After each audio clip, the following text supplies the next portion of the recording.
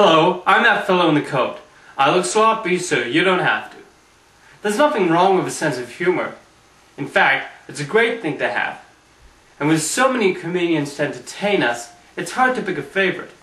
In today's episode, I'm going to highlight one of my favorite comedians, Mel Brooks. Having conquered the world of film, television, and theater, with its great comedy, there's so much to talk about. So let's get started while we still have some time left. Mel Brooks started his career working as a writer on television, most notably on The Show of Shows. He later teamed up with Buck Henry to create Get Smart, a spy parody that was a show so huge it even spawned a hit feature film this past summer. However, his true excellence started to shine through when he moved on to both write and direct his first feature film, The Producers. The story of two con men who decide to put on the worst play ever written was a brilliant look at the dark side of the theater world, and the chemistry between Zim Rostel and Gene Wilder was no perfect. But the funniest and most shocking scene comes when that play makes its debut. Springtime for Hitler and Germany. Winter for Poland and France. Springtime for Hitler and Germany. Come on, Germans, go into your dance. Showing that nothing was off limits, Springtime for Hitler was the first of many outrageous musical numbers Mel Brooks would write throughout the years. Having won an Academy Award for Best Original Screenplay for The Producers, Brooks decided to try his hand at adapting a book with The 12 Chairs. Sharing similar themes with The Producers, and just as funny, this Soviet-set comedy brought together Ron Moody, Frank Langella, and Dom DeLuise for a wonderfully funny gold-chasing adventure. Mel Brooks' first big year came in 1974 with the release of two smash comedies. The first was Blazing Saddles, a hilarious film that doubles as both a great parody on westerns and a social commentary on racism. It is also noteworthy of being the first feature film to feature flatulence, leading to probably the funniest scene in the whole thing.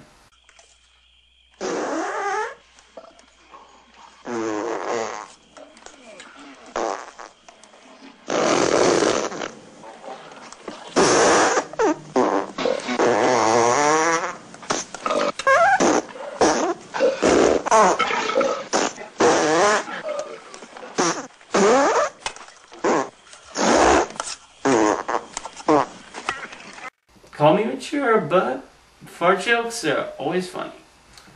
Later that year, he directed and co-wrote Young Frankenstein with Gene Wilder. A sort of sequel to Mary Shelley's Frankenstein, it paid homage to James Whale's Frankenstein, deciding to respect it rather than making complete fun of it. The script was very funny, and the big moment comes when Dr. Frankenstein introduces his monster to the world. Hit it! If you're blue and you don't know where to go to, why don't you go where fashion sits?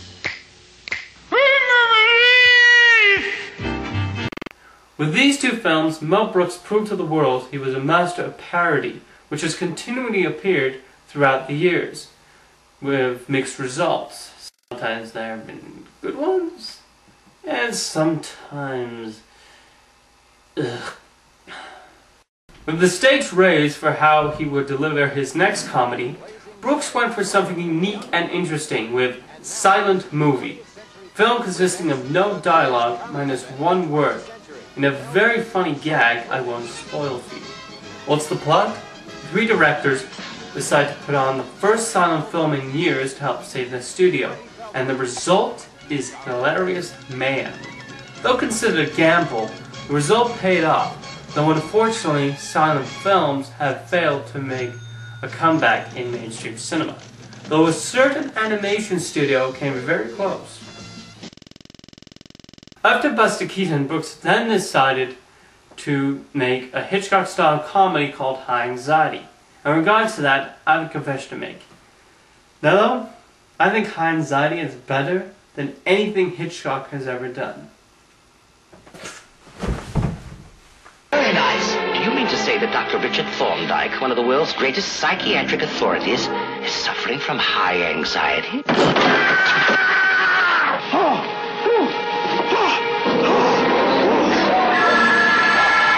In the 1980s, Mel Brooks decided to try his hand at producing.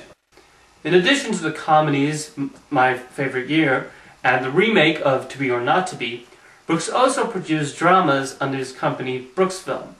Helping launch the careers of David Lynch and David Cronenberg with The Elephant Man and The Fly respectively, he proved he could become a major businessman as well as a comedic genius.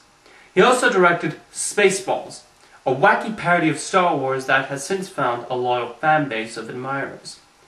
The 1990s was a slow decade for Brooks though.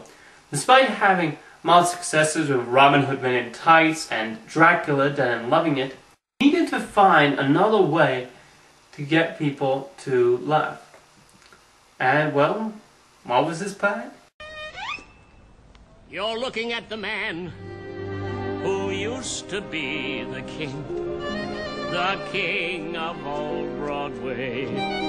The best of everything was mine to have each day. In turning the producers into a Broadway musical, he had found a gold mine. Brooks could have found the worst play ever written and ran off to Brazil, but instead, with his co-writer Thomas Meehan and renowned theater director Susan Stroman, he created one of the funniest musicals to hit the Great White Way. And it was only natural for this smash hit musical to be turned into a feature film. Let's assume for a moment that you are a dishonest man. Assume away. Under the right circumstances, a producer could make more money with a flop than he could with a hit. You bloody little genius! Reuniting stars Nathan Lane and Matthew Broderick, the producers found their way into film history as one of the most entertaining, one of the funniest, and one of the most heartwarming film musicals. Calling back to that golden age of musicals like Oliver and My Fair Lady, The Producers was the perfect trip down memory lane, and a nice break from the more somber musicals released in the past decade. Seriously, a musical about Evita Peron? That sure is a great way to show people fun time in New York. After the success of The Producers, Mel Brooks decided to turn another one of his films into a hit musical, Young Frankenstein. Expectations were running high for this one, but Mel Brooks actually topped his previous hit with his Transylvanian musical. With brilliantly funny performances from Roger Bart and Megha Mullally, Young Frankenstein was perfect from start to finish, but unfortunately it closed much too early because of a failing economy. Stupid economy, no taste whatsoever. In conclusion, Mel Brooks is the master of comedy, and hopefully his brilliant wit and humor will continue to entertain us for years to come.